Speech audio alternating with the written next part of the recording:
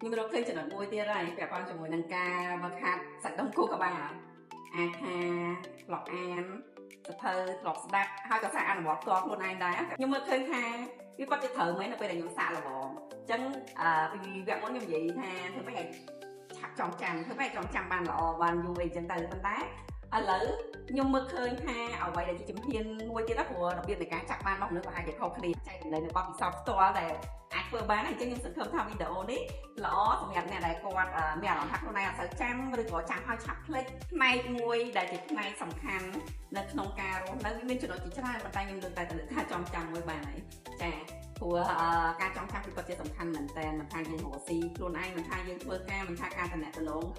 ដូរអីទេអញ្ចឹងវាគឺជាវីដេអូមួយដែលប្រហែលជាមិនជាខ្លីពេកទេតែសង្ឃឹមថាជាប្រយោជន៍ដល់បងប្អូនទាំងអស់គ្នាធ្វើការបានចាអញ្ចឹងបើសិនជាទាំងអស់គ្នាគ្រប់គ្រងស្រឡាញ់នៃការចែករំលែកចា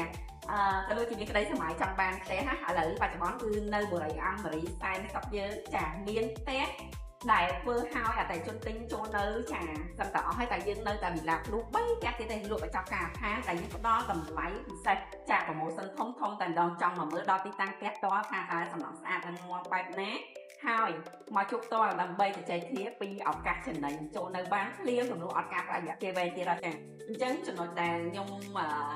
ចែករំលែកនៅទីនេះគឺចាមានរបៀបងាយប៉ុន្តែពេលខ្លះយើងមើលរំលងគឺរាងកាយរបស់យើងសាច់ដុំយើងគឺយើងហាត់ប្រាណបានតាមរយៈរាំដើរលោតរត់ហែលទឹកឬក៏សកម្មភាពហាត់ប្រាណទៅតាមក្បាច់អីផ្សេងៗចឹងទៅប៉ុន្តែខួរក្បាលយើងសួរថាហាត់ប្រាណបែបម៉េចមានចំណុចច្រើនចាអាចថាមានមានអីផ្សេងៗទៀតចឹងទៅតែនៅក្នុងចំណុចហាត់នេះបាទខ្ញុំលើកឡើងពីចំណុចសរសេរព្រោះនៅពេលដែលអ្នកទាំងអស់គ្នាសាកសម័យមើលថានៅពេលដែលបងប្អូនទាំងអស់គ្នាចង់ចាំអីមួយវាមានវិធីសាស្ត្រណាដែលមានប្រសិទ្ធភាពក្រៅពីនឹងអត់តែបើសិនជាអស់មានទេអាចមកស្ដាប់វីដេអូនេះបានទី1ពាក់ព័ន្ធជាមួយនឹងការសរសេរហ្នឹងវាជួយសាច់ដុំខួរក្បាលគឺពាក់ព័ន្ធជាមួយនឹងការអានដូចគ្នាការរលឹកនៅអ្វីដែលយើងចង់ចាំដូចគ្នាអញ្ចឹងចាក់ស្ដែងឧទាហរណ៍ថាយើងជាអ្នកផលិតមាតិកាវីដេអូយើងត្រូវការ content យើងត្រូវការ script ពេលខ្លះយើងប្រើការគិតពេលខ្លះយើងប្រើការមើលពីបទពិសោធន៍អ្នកដទៃចាហើយមកសាកល្បងធ្វើខ្លួនឯងដើម្បីបានជាបទពិសោធន៍ប៉ុន្តែមុននឹងអាចនិយាយបានគឺយើងត្រូវការអង្គុយគិតអង្គុយពិចារណាអង្គុយមើលសិក្សាចាពីបទពិសោធន៍ជុំវិញខ្លួនពីបទគេយកមកសរសេរត្រូវទេបងប្អូនទាំងអស់គ្នាចាដើម្បីឲ្យយើងអាចចាំអាចនិយាយបានចាប៉ុន្តែដឹងថាមានអីដែលពិសេសនៅក្នុងនឹងអត់ចាខ្ញុំឧទាហរណ៍មួយថាធម្មតាបើសិនជាយើងយក script ពី AI យកមក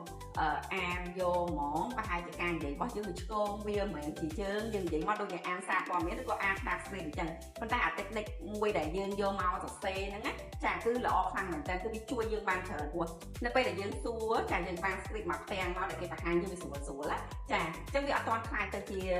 របស់យើងហើយយើងនិយាយទៅជាធម្មជាតិរបស់យើងឯងអញ្ចឹងបងប្អូនទាំងអស់គ្នាអាចសាកល្បងអាន script នឹងឲ្យយល់ចាមិនថាបានពី AI ក៏បានពីអ្នកណាមើលអ្នកណាក៏ដោយអាន script នឹងឲ្យយល់ហើយបងប្អូនទាំងអស់គ្នាចាក់ដើមចម្លងចេញមកសរសេរកាត់នៅអ្វីដែលយើងឃើញថា